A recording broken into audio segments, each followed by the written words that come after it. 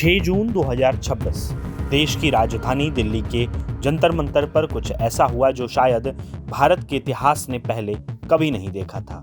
हाथों में तख्तियां, जुबान पर कड़े नारे और हवा में गूंजता एक बेहद अजीब लेकिन चौंकाने वाला नाम, कॉकरोच जनता पार्टी। जी हाँ, आज इसी पार्टी के बैनर तले हजारों समर्थक और छात्र नीट 2026 पेपर लीक और देश की चरमराती परीक्षा प्रणाली के खिलाफ प्रदर्शनकारियों की आवाज में गुस्सा था और जंतर मंतर पर बार बार बस एक ही नारा गूंज रहा था, हमने मेक इन इंडिया मांगा था, तुमने लेकिन इंडिया दे दिया।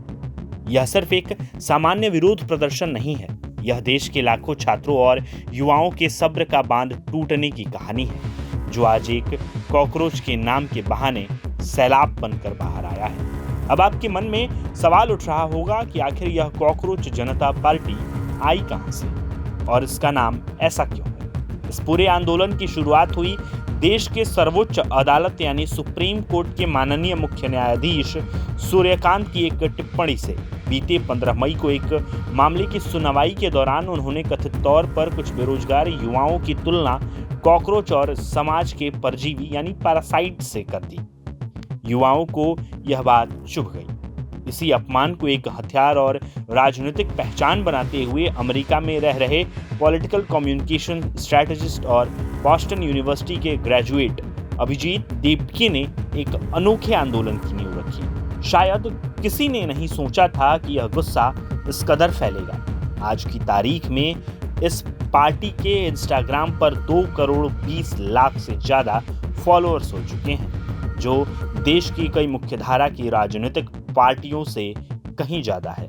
इस आंदोलन को जमीनी स्तर पर सोनम वांगचुक, अन्ना हजारे, मशहूर फिल्म मेकर अनुराग कश्यप के साथ साथ टीएमसी और समाजवादी पार्टी के कई बड़े नेताओं का भी समर्थन मिल चुका है। अब बात करते हैं आज जंतर मंतर पर हुए ड्रामे की। आज सुबह आंदोलन के जनक अभिजीत दीपके अमेरिका से सीधे दिल्ली के इंदिरा गांधी इंटरनेशनल एयरपोर्ट पहुंचे। दिलचस्प बात यह थी कि उनके हाथों में डॉक्टर भीमराव अंबेडकर की बायोग्राफी थी।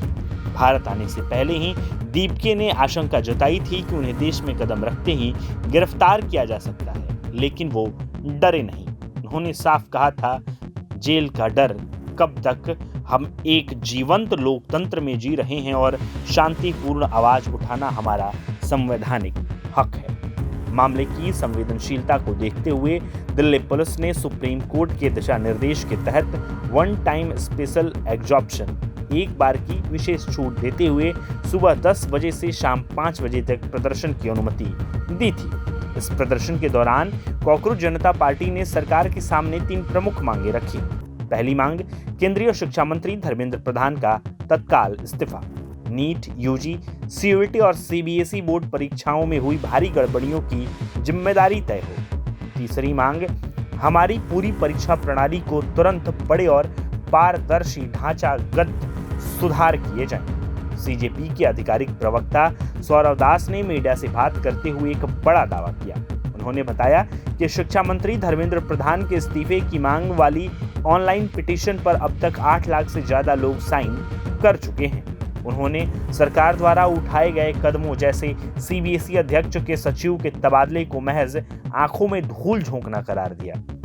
पार्टी का सीधा आरोप है कि सीबीएसई के नए ऑन स्क्रीन मार्किंग सिस्टम में गंभीर तकनीकी खामियां हैं, जिसके कारण छात्रों के भविष्य से खिलवाड़ हो रहा है। सबसे दर्दनाक पहलू यह है कि परीक्षा से जुड़े इस भारी तनाव, अनिश्चितता और पेपर लीक के मानसिक दबाव के चलते पिछले कुछ समय में कई मासूम छात्रों ने अपनी जान तक गंवा दी है। हालांकि इस पूरे मामले की गंभीरता को देखते हुए सीबीआई जांच चल रही है और पिछले कुछ महीनों में देश के अलग अलग हिस्सों में कई गिरफ्तारियां भी हुई हैं, लेकिन छात्रों का कहना है कि यह नाकाफी है। कोर्ट रूम में एक कॉकरोच शब्द के अपमान से शुरू हुई यह लड़ाई आज देश के इतिहास का एक बहुत बड़ा छात्र आंदोलन बन चुकी है। इस आंदोलन को दबाने की भी कोशिश हुई।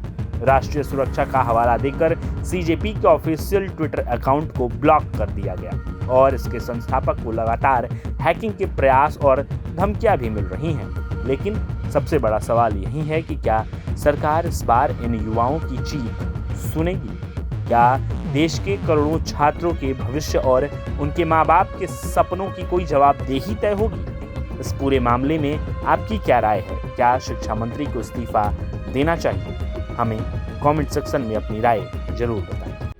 प्रभातखबर.com, विश्वास वही, रफ्तार नहीं।